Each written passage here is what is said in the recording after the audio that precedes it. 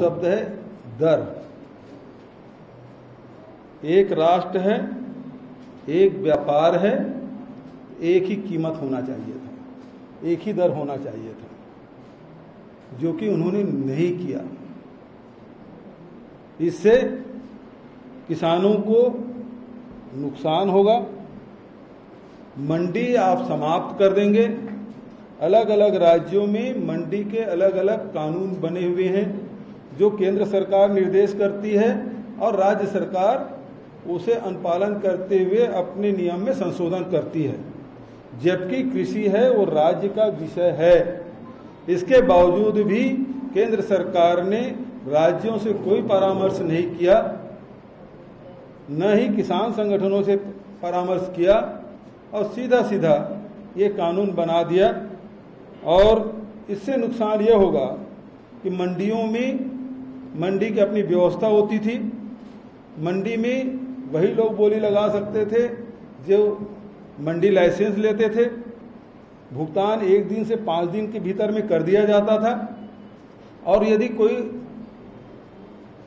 क्रेता और विक्रेता के बीच में कोई विवाद हो तो मंडी सचिव ही फाइनल अथॉरिटी हुआ करते थे, जो 5 दिन के अंदर में उसे निराकृत कर देते थे।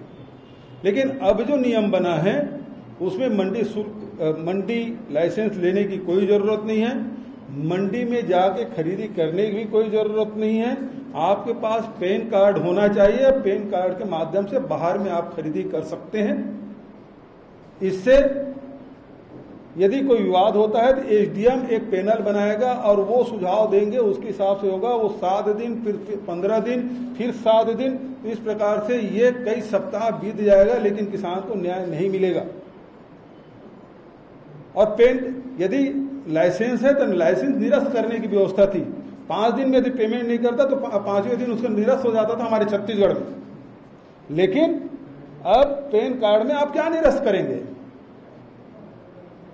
और बाहर में यदि खरीदी बिक्री हुई है तो फिर उसके पकड़ क्या है? यदि किसान ने धान बेचा, गेहूं बेचा, कोई सामान बेचा, तो उसके पास आधार क्या है कि उन्होंने बेचा है और इतना सामान दिया है।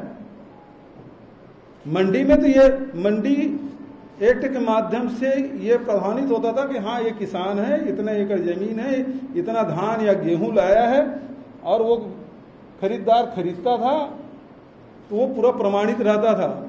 लेकिन अब बाहर, मंडी के बाहर में खरीदी होगी, पैन कार्ड के माध्यम से खरीदी होगी, तो आप कैसे उससे जस्टिफाई करेंगे कि इतना अनाज उन्होंने बेचा या उन्होंने खरीदा, पैसा दिया नहीं दिया, और उसका निराकरण कैसे होगा? तो इसका मतलब ये है कि मंडी को आप समाप्त करना चाहते हैं। और मंडी यदि समाप्त होगा तो मंडी में कार्यरत कर्मचारी, जो जिन प्रदेशों में मंडी की व्यवस्था है, जिसमें हजारों मंडी कर्मचारी हैं, अधिकारी हैं, उनके पास कोई काम नहीं रहेगा। सारा इंफ्रास्ट्रक्चर जो बना हुआ है, जो पिछले 6-7 दशक से जो मंडी का स्ट्रक्चर तैयार किए हैं, अब वो स्ट्रक्चर समाप्त हो जाएगा। जो अड़थिया काम कर रहे थे, जो तौलिया काम कर रहे थे, जो हमाल काम कर रहे थे, वो सारे लोग बेरोजगार हो जाएंगे। जो ट्रांसपोर्टर काम कर रहे थे उसके पास भी कोई काम नहीं रहेगा। दूसरा, जो कॉन्ट्रैक्ट फार्मिंग की बात है, कॉन्ट्रैक्ट फार्मिंग करने की व्यवस्था आपने कर दी, मतलब सीधी सीधी बात है, आप अपने खेत में मजदूर हो जाएंगे, आप मालिक नहीं रहेंगे। कॉन्ट्रैक्ट करने के बाद यदि सरकार इसमें यह कह देते कि जो एमएसपी तय है उससे नीचे कोई एग्रीमेंट नहीं होगा, तो निश्चित रूप से किसानों को लाभ हो सकता था।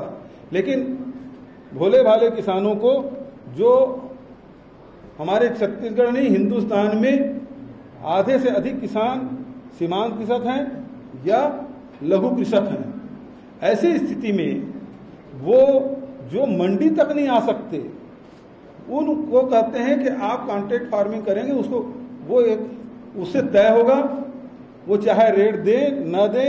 आप देखेंगे जिस प्रकार से अभी फसल बीमा निजी कंपनियों के हाथ में दिया गया था, रिजल्ट क्या है? किसानों को मुआवजा के तहत किसी को 90 रुपया, किसी 3 रुपया, किसी 5 रुपया, किसी 100 रुपया, किसी 500 रुपया बीमा का लाभ मिला। और जो बीमा कंपनियां हैं, उसको सैकड़ों करोड़ रुपए का लाभ हुआ इसी देश में। तो ये कॉन्ट्रैक्ट फार्मिंग भी उसी प्रकार से, जैसे बीमा किसानों के लिए हानिकारक रहा और निजी कंपनियों के लिए लाभदायक रहा, उसी प्रकार से कॉन्ट्रैक्ट फार्मिंग भी किसानों के लिए हानिकारक, और जो कॉन्ट्रैक्ट करेगा, कॉन्ट्रैक्ट फार्मिंग करवाएगा, उसको मुफ्त में जमीन मिल जाएगी, मुफ्त में मजदूर मिलेंगे। तीसरा जो सबसे बड़ी बात है जिसके तरफ किसी का ध्यान नहीं गया, वो आवश्यक वस्तु अधिनियम। आवश्यक वस्तु अधिनियम में पहले ये तय था कि आप अनाज इतने क्विंटल तक के रख सकते हैं। वो अलग अलग राज्यों में वो सीमाएं अलग अलग तय थी, लेकिन अब जितने भी जो जमाखोर लोग हैं उनको छूट दे दी गई।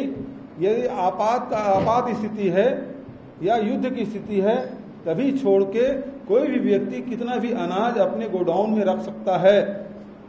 इसका अर्थ ये है कि एक बड़ा प्लेयर, 2-4 बड़े प्लेयर देश के, पूरे देश के अनाज को अपने गोडाउन में भरेंगे, कृत्रिम रूप से अभाव पैदा करेंगे और मनमानी कीमत से वो उपभोक्ताओं को अनाज उपलब्ध कराएंगे। आपने देखा है इसके पहले प्याज की स्थिति क्या थी, इसके पहले दाल की स्थिति क्या थी, अरहर दाल कितना मिला, किस दर पे मिला, ये सब आप सबको जानकारी है। और अब स्थिति अनाज पे, सस्ते में अनाज खरीदेंगे, गोडाउनिंग करेंगे और उसके बाद ये प्राइवेट प्लेयर है वो देश के अनाज की कीमत तय करेंगे। तो सबसे बड़ी जो मार है, किसानों को तो मार पड़ रहा है, लेकिन आने वाले समय में सबसे बड़े जो मार पड़ने वाला है उपभोक्ता को, आम आदमी को, गरीब आदमी को, मध्यम वर्ग के लोगों को ये जबरदस्त मार पड़ने वाली है कि आपके जो अर्थव्यवस्था है, घरेलू अर्थव्यवस्था, वो बिगड़ने वाली है। क्योंकि अनाज की कीमत अब सरकार तय नहीं करेगी, अब वो प्राइवेट प्लेयर तय करेंगे। ये आवश्यक वस्तु अधिनियम, ये आवश्यक वस्तु अधिनियम नेहरू जी ने बनाया था।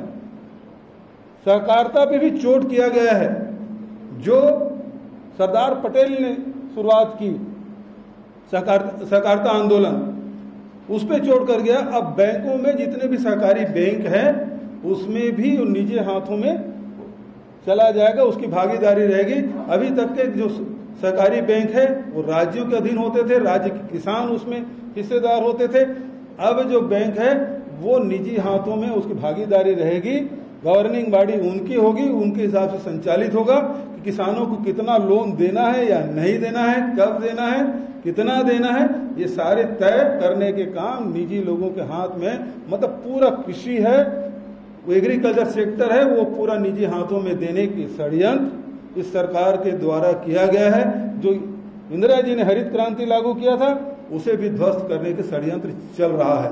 तो ये देश के किसानों के लिए, देश के उपभोक्ताओं के लिए ये बहुत बड़ा, ये केवल आप किसान के लिए न समझें बल्कि आम उपभोक्ता के लिए, खासकर जो महिलाएं हैं जो अपने घर